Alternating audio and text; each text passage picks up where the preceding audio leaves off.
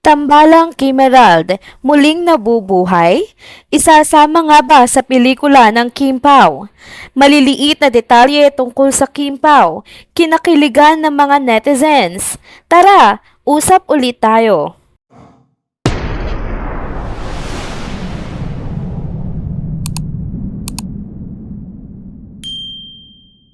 Hello mga ka-trenders! Welcome back muli sa ating channel. Kung bago pa lamang kayo dito, huwag nang kalimutang mag-like, mag-subscribe at i-hit na din ang bell notification para lagi kayong updated sa mga balitang trending at napapanahon. Ang tambalan nga ni na Kim Chiu at Gerald Anderson ay muling nabubuhay sa puso ng kanilang mga tagahanga. Isa sa mga mainit na usapin ngayon sa social media ay ang muling pagtitrend ng tambalang Kimerald. Muling nagsusulputan kasi ang mga nakaraang panayam ni Gerald patungkol sa kanyang ex-girlfriend at dating ka-love team na si Kim Chiu. Matatandaang sumikat ang Kimerald pagkatapos nga nilang lumabas sa bahay ni Kuya at ito nga ay ang reality TV show na PBB Teen Edition kung saan nauwi ang kanilang tambalan sa totohanang relasyon na tumagal din ng ilang taon. Sa mga kamakailang panayam kay Gerald, hindi matatawaran ang papuri ng mga netizens sa kanya dahil sa magagandang salita niya patungkol kay Kim. Lagi niyang sinasabi kung gaano nga kagaan katrabaho si Kim at kung gaano niya pinapahalagahan ang kontribusyon ng aktres sa kanyang karera. Ikinento din ni Gerald kung gaano kasipag at katatag si Kim Chiu na talaga namang hinahangaan ng marami. Sa isa pang ang episode ng ASAP, muling nagsama sa iisang entablado sina Kim at Gerald kasama sina Melay at Maymay at ilang pang naging parte ng programang Pinoy Big Brother. May isang video na kumalat na kitang-kita ang kilig ng mga kaibigan ni Kim sa pagsasama muli ng mag-ex sa nasabing ASAP stage. Dahil nga sa mga ito, naging usap-usapan ng mga netizens na baka magandang ideya kung makakasama si Gerald sa susunod na pelikula ni Kim, lalo na kung ito nga ay isang proyekto na pagsasamahan muli ni Kim Chiu at Paolo Avellino. Isang malaking tanong naman ang magiging reaksyon ni Julia Barreto, ang kasalukuyang girlfriend ni Gerald patungkol dito. Marahil hindi ito magiging issue kay Julia dahil siya rin naman ay nakipagtrabaho muli sa kanyang ex na si Joshua Garcia, 'di ba? Mga ka-trenders at ka-Kim Pao, ano sa tingin nyo? Okay lang ba sa inyo kung si Gerald Anderson na makakasama ni Kim Chiu sa susunod niyang pelikula? Marahil ay maganda kung si Gerald ang third lead sa movie nila. Kilala naman si Kim sa pagiging tapat sa kanyang mga nakaraang relasyon, 'di ba?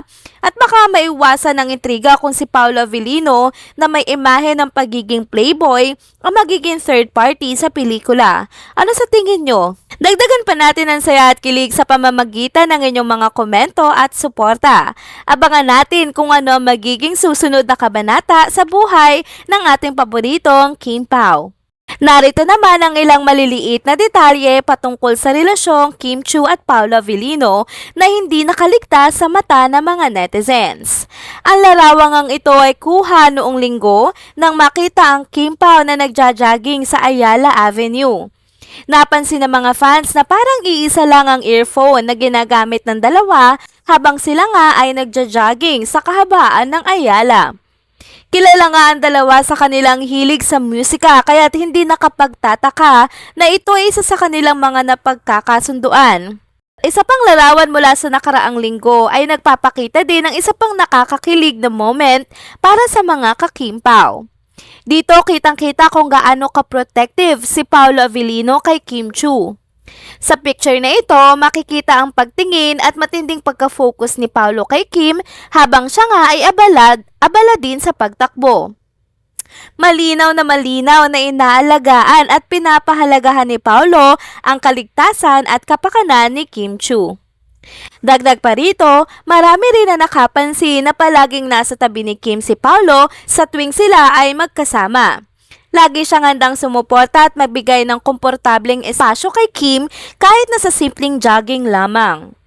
Ang kanilang partnership at pagtutulungan ay isang magandang halimbawa nga na tunay ang pagmamahalan nila sa isa't isa at hindi pakitang tao lamang para sa ikakasaya ng kanilang mga tagahanga. Narito din ang isang post sa X or Twitter na nakakuha ng aking atensyon mga ka-trenders dahil lubos akong sumasang-ayon dito. Ito ay mula sa Kim Pao Universe official page na tinalakay ang mga pagbabago sa itsura at imahe ni Paolo Avellino mula ng palagian na niyang nakakasama at nakatrabaho si Kim Chiu. Ganito nga ang nilalaman ng kanilang post. Looking at all the BTS of this shoot, hashtag Paolo Avellino bloomed and blossomed. Yes, not Kim, but him. That's what I see. The longer he is with her, the better he looks. It's like she is his foundation of youth. Not that I'm discrediting his previous look. Major difference. Credit to hashtag Kim Chiu.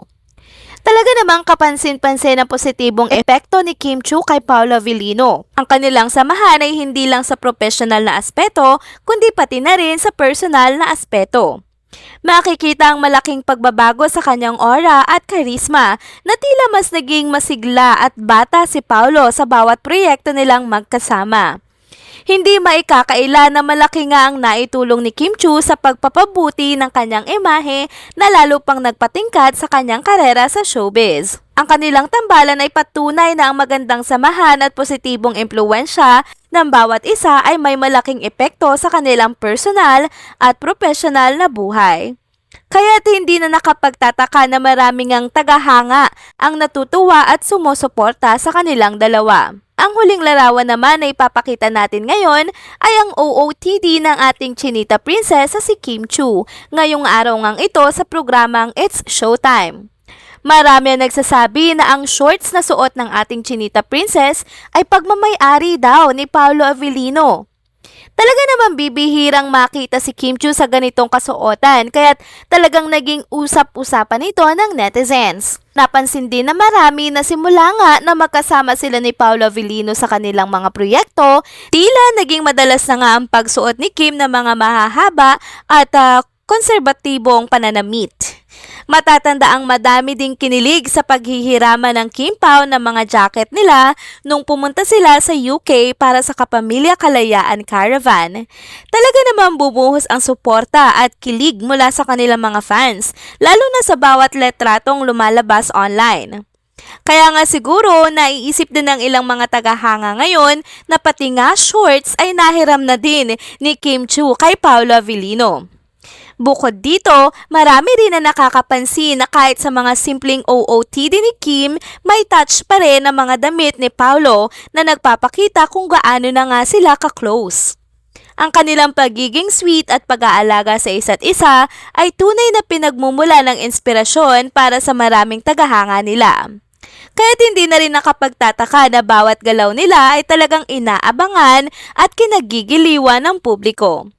Sadya nakaka-excite ang bawat OOTD post ni Kim Chiu, no? Lalo na nga kung may kwento sa likod ng bawat suot niya, di ba? Bago naman matapos ang ating video update nito, magbasa muli tayo ng mga komento nyo sa mga content na nauna na nating nai-upload sa channel na ito. Komento ni @Corazon Kitay 383.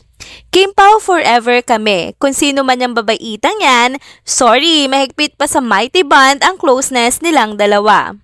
Sabi naman ni Lorna Duday, huli ka na sa balita admin. Inamin na ni Paolo na girlfriend na niya si Kim. Sa livestream niya, inamin. Paglilinaw yan sa sinasabing secret girlfriend niya. Sabi niya, niligawan ko si Kim at sinagot niya ako. Sabi naman ni Lin Escopete, talagang soulmate yung Kim Pao love forever in real life. God bless, more blessings. Komento naman ni Corazon Soroan 4129. Wow, happy for it. God bless Kim and Pao. Love stronger.